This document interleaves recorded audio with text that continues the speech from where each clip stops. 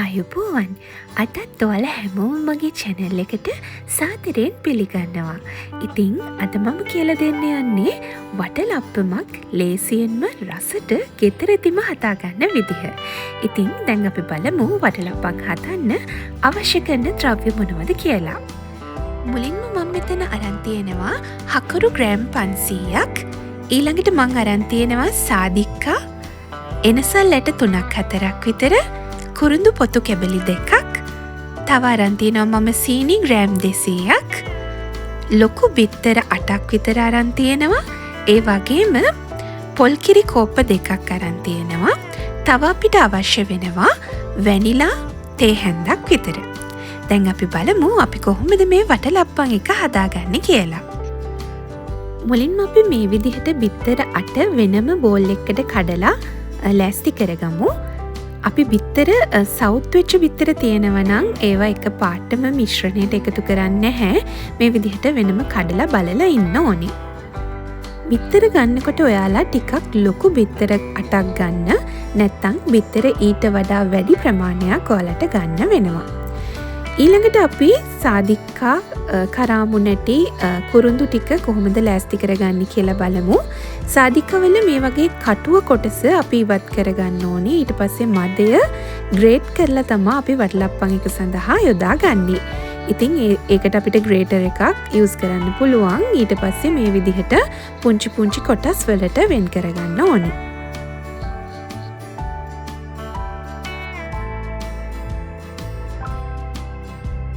ඊළඟට අපි කබලක් ලිපේ තියලා ඒකට අපි ලෑස්ති කරගත්ත සාදික්ක ටික, කුරුඳු පොතු කැබලි ටික, ඒ වගේම එනසල් ඇට ටික දාලා හොඳට කබලේ විනාඩි 2-3ක් විතර යනකම් රත් කරගන්න ඕනේ.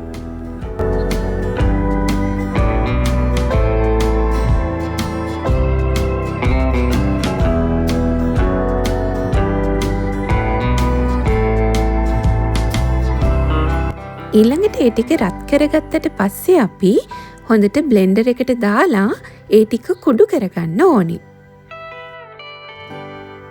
මේ තියෙන්නේ අපි කුඩු කරගත්ත සාදික්කා කරාමු නැටි සහ කුරුඳු පොතු මිශ්‍රණය. ඊළඟට අපි වටලප්පන් එකට අවශ්‍ය මිශ්‍රණය සාදාගන්න මේ විදිහට සීනි ටික රත් වෙච්ච භාජනයකට දාගන්න ඕනේ. ඊට පස්සේ සීනි ටික හැඳි නොගා ඒ ටික මේ විදිහට නටනකම් තියාගන්නවා. ඊට පස්සේ අපිට පුළුවන් ඒකට වතුර කෝප්ප භාගයක් විතර එකතු කරන්න. ඊට පස්සේ ඒකත් මේ විදිහට කැරමල් වෙනකම් තියාගන්න ඕනි. දැන් ඔයාලට පේනවා සීනි ටික දිය වෙලා හොඳ පාටට තියෙනවා. සීනි ටික ගොඩාක් කර කරගන්නත් හොඳ නෑ. ඊට පස්සේ අපි හකුරු ග්‍රෑම් 500 මේ විදිහට එකතු කරනවා. හකුරු ගන්නකොට ඔයාලා කිතුල් හකුරු ගන්න ඕනේ. හොඳ හකුරු හොයලා ගන්න පුළුවන් නම් වටලප්පන් එක තවත් රසවත් වෙනවා. ඉතින් අපි මේ විදිහට හකුරු ටික එකතු කරගෙන ඒ ටිකත් සීනි ටික දිය කරගත්ත කැරමල් එකේම මේ විදිහට දිය වෙන්න දෙන්න ඕනේ.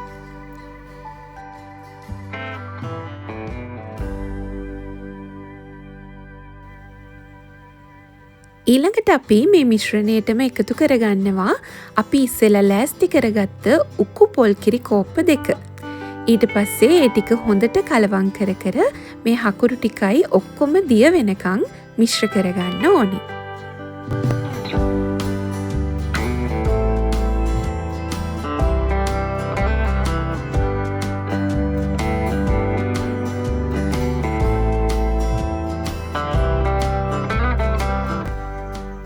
දැන් අපේ මිශ්‍රණයේ හකුරු ටික හොඳට දිය වෙලා ගානට මිශ්‍රණය එන ගමන් තියෙන්නේ.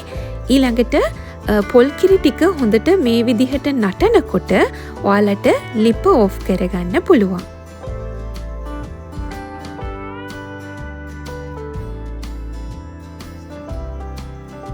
ඊළඟට මේ බිත්තර තියෙන භාජනයටම අපි ලෑස්ති කරගත්ත සාදික්කා කුරුඳු එනසල් මිශ්‍රණය මේ විදිහට එකතු කරගන්නවා. ඊට පස්සේ ඒකටම අපි වැනිලා තේ හැන්දකුත් එකතු කරගන්නවා. ඊට පස්සේ ඔක්කොම ටික හොඳට මේ විදිහට මිශ්‍ර කරගන්න පුළුවන්.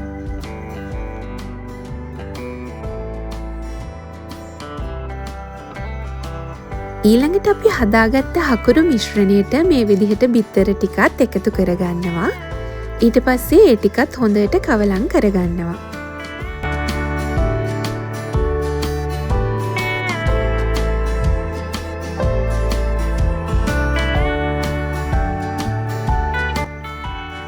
මේ තියන්නේ අපි හදාගත්ත වටලප්පම් මිශ්‍රණය.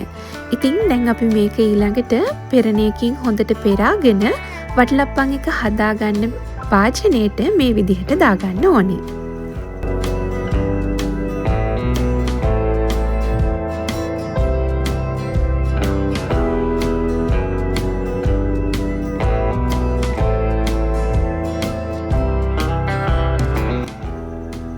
මේ අතරතුරේදී අපි oven එක සෙල්සියස් අංශක 200 උෂ්ණත්වයට විනාඩි 5ක් විතර ප්‍රීහීට් වෙන්න දාලා තියන්න ඕනි.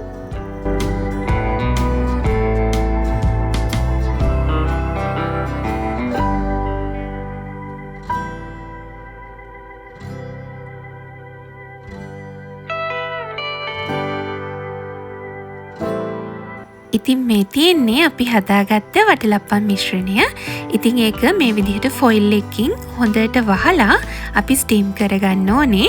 ඔයාලට ෆොයිල් පේපර්ස් නැත්තම් ඔයාලට පුළුවන් පිරිසිදු සර්වියට් එකකින් වහලා ඒක තව පියනකිමුත් වහලා රයිස් කුකර් එකේ උනත් ස්ටීම් කරගන්න. මම ප්‍රීහීට් වෙච්ච oven එකට මේ විදිහට වටලප්පම් එක දාගත්තා. ඊට පස්සේ විනාඩි 45ක් විතර යනවා වටලප්පම් එක හැදෙන්න.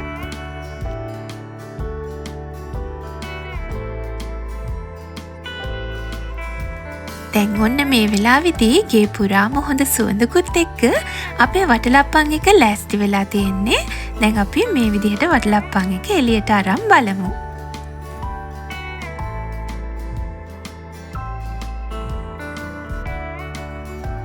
මේ විදිහට වටලප්පම් එක හදාගත්තට පස්සේ ඔයාලට පුළුවන් ඒක ෆ්‍රිජ් එකේ පැය 2ක් 3ක් විතර තියාගන්න. ගොඩක් උණුවෙන් කනවට වඩා වටලප්පම් එක සීතල වෙලා තිබුණාම තමා රස දැනෙන්නේ. ඉතින් ඔන්න අපිත් ෆ්‍රිජ් එකේ තියාගෙන වටලප්පම් එක මේ විදිහට රස බලන්න එළියට ගත්තා. ඉතින් ඔන්න ඔය විදිහට තමා අද මම ඔයාලට වටලප්පම් එකක් ලේසියෙන්ම හරි විදිහට රසට හදාගන්න විදිහ කියලා දුන්නේ.